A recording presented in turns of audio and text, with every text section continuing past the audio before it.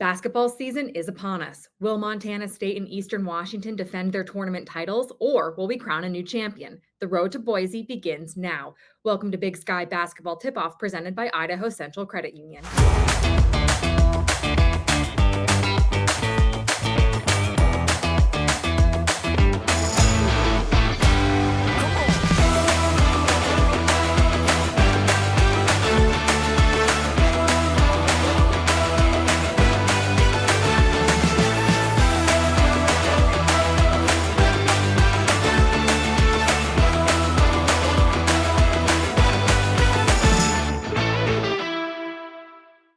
Welcome into Big Sky Tip-Off. I'm your host, Megan Robinson. Today we discuss all things Idaho. Last season, the Vandals men finished in 9th place in the Big Sky. However, they returned 10 players for 2024, including preseason all-conference selection Juice Mims. He joins me now alongside head coach Alex Pribble. It is year 2 in Moscow. What did you learn year 1 compared to year 2, and how do you think things will be different? Yeah, we're really excited about this year. For us, year one was out about laying a foundation, right? Getting everything set in place, the right culture, the right actions every single day, the right behaviors, and learning a lot, right? We had to learn game by game, practice by practice last year. Now, this year, we returned 10 players from that group. I feel like we're light years ahead of where we were just in terms of being able to build on what we've learned and what we worked on previously. So feeling really good about the 10 returners and then really excited about our new guys as well. Juice, you are one of those 10 returners. Like Coach, it's also only your second year in Moscow. How do you think you've grown from year 1 to year 2 in Idaho? I think I've grown substantially, especially from a leadership standpoint. Coach is looking at me to just run the team, basically. I mean, this is my last year, last go around. I've had that kind of role at North Idaho College for 3 years with Corey Simmons, so I know a little bit more than I got the experience under my belt. So just a leadership role and just being the best version of me. Coach Juice was just talking about his leadership role. How would you describe him as a leader on this Vandal basketball team? Well, Juice is unbelievable. I could talk about Juice all day. We could take up the whole segment because here's the thing about Juice is it's not just about what he does on the court. Juice is not only a phenomenal basketball player, but he's a 4.0 student. He's an unbelievable role model in the community. He's everything that we're trying to build in terms of high character young men that have good habits on and off the court. Juice exemplifies that. So he leads, but he leads by example first and foremost. Juice, Coach just had high praise for you. One of the things you said last year, I think, was that you came out of high school with a little bit of a chip on your shoulder because no one was really looking at you. Now you were all Big Sky defensive team last season. How do you use that chip as an advantage on the court? Man, I just do me. You know what I'm saying? Been playing this game since I was 3 years old, 4 years old, and ain't nothing changed. You know what I'm saying? Just put the round thing in the round thing, pick up my teammates. You know what I'm saying? This is what I do. I'm trying to do this after I'm done here with my career at Idaho. So I just got to keep building and stacking, and we'll just go from there.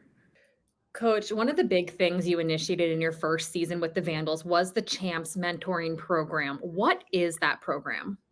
Yeah, it's a good question. CHAMP stands for College Headed and Making Progress. It's actually something that a former mentor of mine, Jim Hayford at Eastern Washington, put into place, and we brought it over here to Idaho as well.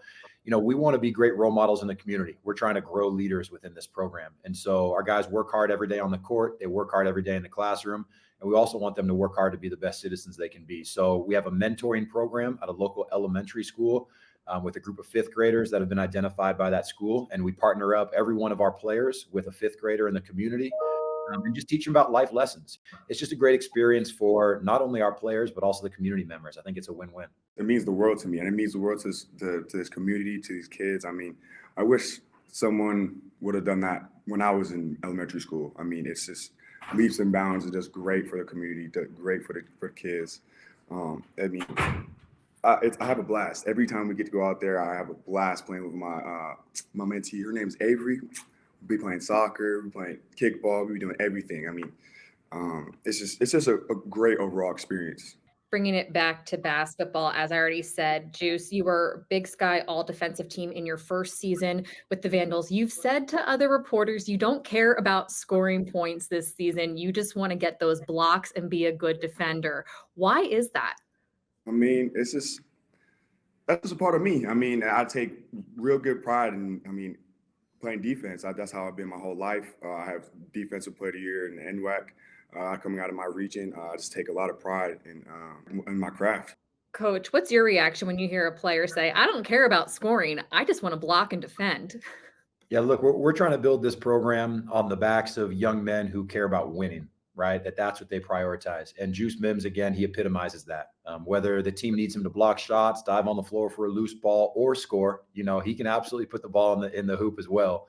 He's going to do whatever the team needs him to do. And I think that's what you're hearing. Guys who are willing to, have some sacrifices in terms of their individual accolades if it means the team's going to win. And so, again, that's Juice setting the tone and telling you how we want our players to act, that it's about impacting winning, and whatever the team needs from them, they're going to do. And so Juice is a great example of that, but I think we have 15 guys in that locker room who are going to do whatever is needed in order to impact winning. After the break, hear from the Idaho women's team. We focus on youth sports because we truly believe that youth are the foundation of Montana's future. I think nothing improves your mental health and well-being and your physical health and well-being than being outside, active, talking to other people, and socializing in an environment like that. Learning teamwork, learning leadership skills, resiliency. As a company, we're deeply invested in our communities, not just our members. Welcome back to Big Sky Tip-Off. I'm Megan Robinson. After spending last year with the associate head coach title, Arthur Marrera was elevated in the offseason to head coach. He's with me now alongside first-year Vandal, Anya Bukvich. Coach, I will start with you. It's been an exciting few months. You were officially named the head coach of the Vandals at the end of June. How would you describe these last few months? It's been a lot busy, but a great opportunity. I'm super excited. Drew and I recruited a lot of the players for the previous staff, so we got to stay on, and pretty much everybody decided to stay with us. So it has been a blast work with this group. They're super fun. They play hard. They compete every single day, and I'm really excited for the season to start. It's about time we play some games now. You are actually the first Brazilian head coach in Division I history. What does that mean to you? Honestly, I didn't pay too much attention to it. It completely went over my head. The federation is the one that brought that up, and I mean, it's a cool thing to do, right? To be the first, but there's so many good coaches out there, not only for Brazil, but from other countries. And, the European game has grown a lot.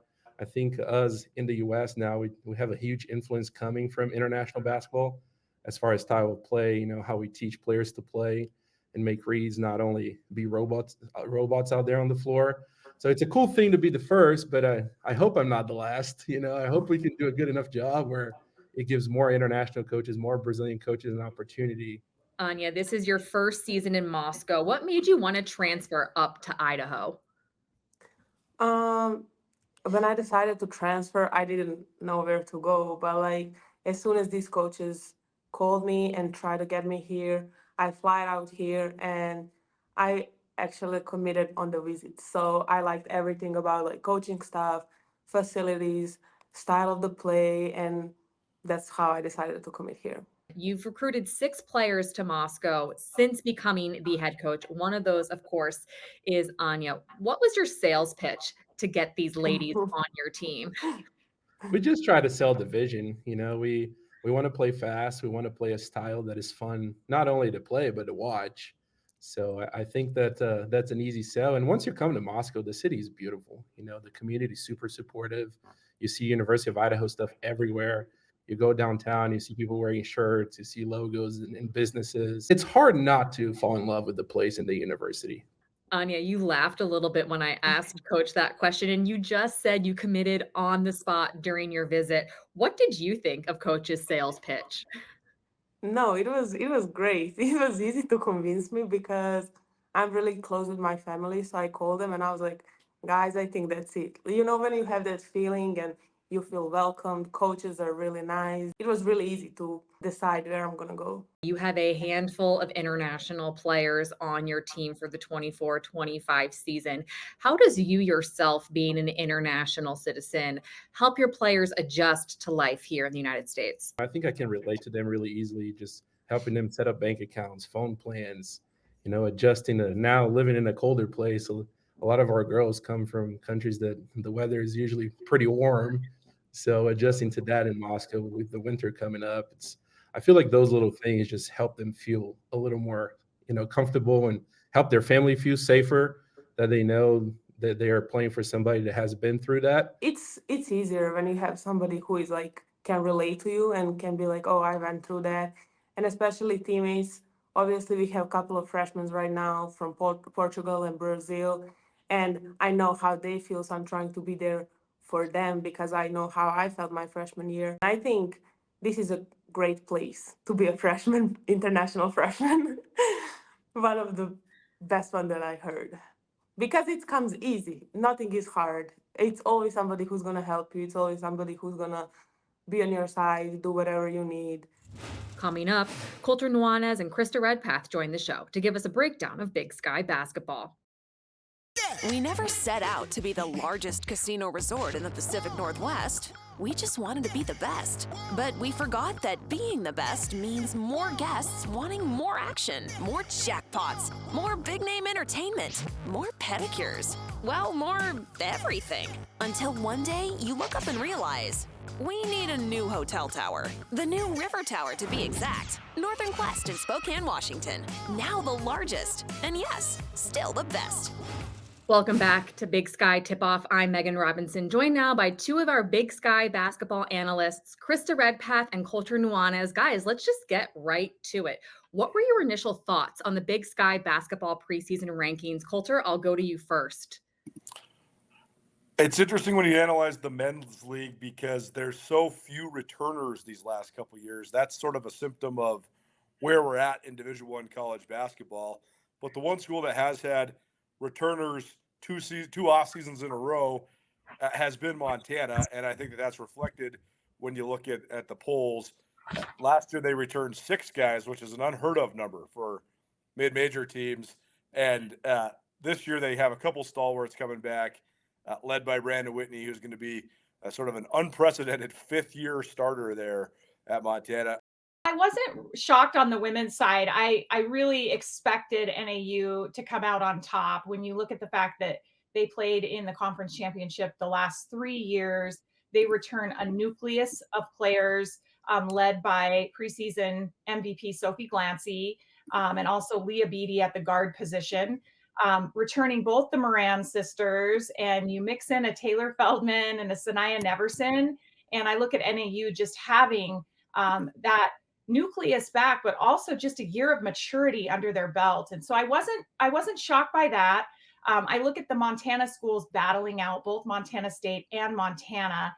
When you take a look at Montana State, they also were faced with injuries last year, but this year, with the transfer of Esmeralda Morales, as well as Lexi Deedon possibly coming back from this ACL, they're loaded. They're locked and loaded. Montana State men have reached 3 consecutive NCAA tournaments after winning 3 Big Sky tournament titles. Who would be the dark horse on the men's side to maybe dethrone the Bobcats? First of all, I thought it was interesting that Montana State got so much love in the preseason polls because they do lose a lot. Of course, they return Brian Garacki, they return Brandon Walker, but Robert Ford was the heart and soul of that team. So he's certainly going to be tough to replace. I actually probably would have said that Montana State would have been one of my dark horses if they weren't so highly rated in the preseason polls, but they got a whole bunch of respect in the preseason polls. One team that Krista and I actually previewed on our series Big Sky Hoops Hits 2 weeks ago is Northern Arizona on the men's side. I think that they have more continuity than a lot of the other teams in the league. You look at Trenton McLaughlin, who's leading returning scorer in the league, really, really talented guy. You look at Carson Tout, he's my kind of player. I mean, he's the guy that could fit in on every single team in the Big Sky Conference. He doesn't need to shoot it. He doesn't need to dribble it. He just sets screens and rebounds and plays defense. Northern Arizona, I know, was picked in the middle of the league, but I think they could definitely make some noise. They proved it last year. I mean, they beat every good team in the league at least once. They just have to figure out a way to sweep some of those good teams to get into that top third of the league standings. Coulter, you just brought up Trent McLaughlin from NAU. He, of course, is the preseason MVP in the Big Sky. Krista, you mentioned Sophie Clancy, the women's MVP. I'll start with you, Krista. Did the voters get it right choosing those 2 Lumberjacks as our preseason MVPs? Well, I think they definitely did. When you look at these players and what they have contributed to the Big Sky, And of course, I can allude to Sophie Glancy just being a force down low. I mean, she was a unanimous first team All Big Sky Conference selection last year. Her physical skills, strength, agility, quickness around the basket, she really separated herself. On the men's side, I think you could have got a variety of different ways, but Trent McLaughlin's certainly a worthy candidate, no doubt. It's a great story there at NAU too. First of all, they've poured a bunch of money into athletics, which I think is benefiting them a bunch. You've seen both their basketball programs get better, but also the McLaughlin brothers are one of the great stories in the Big Sky, right? Like Alex McLaughlin's one of the best football players in the conference. Trent, his older brother, one of the best basketball players in the conference. And you have to think that both those guys probably had opportunities to go elsewhere. They didn't because they're there together. That's a cool story. So hopefully that resonates with people. Krista and Culture, we know NAU women, Montana, and Montana State men are the favorites in both the coaches and the media polls to win the Big Sky Conference this year. Krista, I will go to you first. Who are you picking to win the Big Sky Conference? Give me both your men's and women's picks. Well, I definitely had NAU to win, with the Montana schools really coming in hot. And on the men's side as well, I think Coach DeCure has done a fantastic job bringing in some really great transfers, but also building around Brandon Whitney. I mean, he's one of the only Grizz players to average double figures for all 4 of his years playing for Montana, just a veteran guard. I also think with the transfer of Patterson from Sac State at the guard position, Montana definitely has all the weapons to look like they are in the forefront to win the Big Sky. I picked Montana State. And the reason I picked Montana State is I think that Tricia Binford has established herself as the most consistent and best coach in the conference. I thought last year was one of her best coaching jobs. I remember a post that they had on their Instagram page of their bench celebrating, and their bench was KJ Lamardo and Taylor Jansen and Lexi Deedon and all these all-league caliber players that were all hurt. And Tricia Binford got through that season, and they made a run at it. I mean, they were in the semifinals last year. They finished 4th, even though they had more injury bad luck than I've ever seen. You bring all that back, you bring in Esmeralda Morales, and I just think they have a chance to be a really special team. On the men's side, I voted for Montana just because they have the most returners, but I think it's so wide open with all these new players and so many new roster complexions throughout the league. We really just won't know. It's going to take till February until these teams really coalesce. They really start working the ball around and playing together. And look at what happened last year. I mean, Montana State was up and down all year long. But then they coalesced and they played so well down the stretch. And then they had one of the great tournament runs we have ever seen. So that's what it's going to take. Who comes together at the end? Who plays down the stretch? Travis DeCure has proven he can get his team to do that at Montana. Matt Logie, same thing at Montana State. And I think there's a couple other coaches like Eric Duft at Weber and Steve Smiley at Northern Colorado that have proven that as well. So who can get their team to come together? Even though I voted for Montana, I think the men's side is wide open. Krista Coulter, less than 5 months, and we will see who is crowned a new champion up in Boise. Can't wait to see you both at that tournament. Still to come, what can fans expect from our championship week? Our friends from Visit Boise stopped by to share all the city has to offer. Yeah, definitely. Have a great weekend. Thank you. See you next week. Bye. All right. Thanks. All right. Take care. Bye, everyone.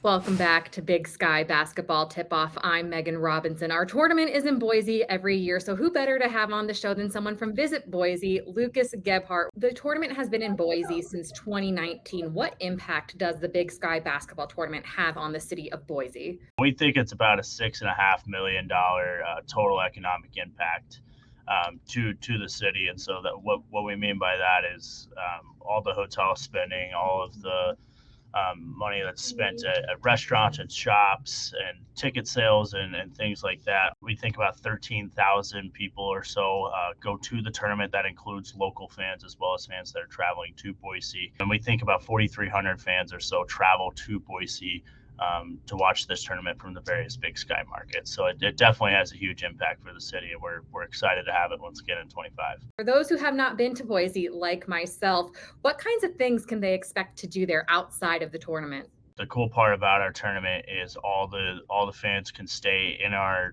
downtown hotels and be walking distance from the game. So if you fly, you don't have to rent a car. Our airport's 7 minutes. Our downtown is 7 minutes away from our airport. We have tons of great outdoor recreation activities. We have a 30-mile long bike trail that runs along our river, both sides of our river. We also have tons of hot springs that are within a couple hours drive of Boise. Some are under an hour from Boise.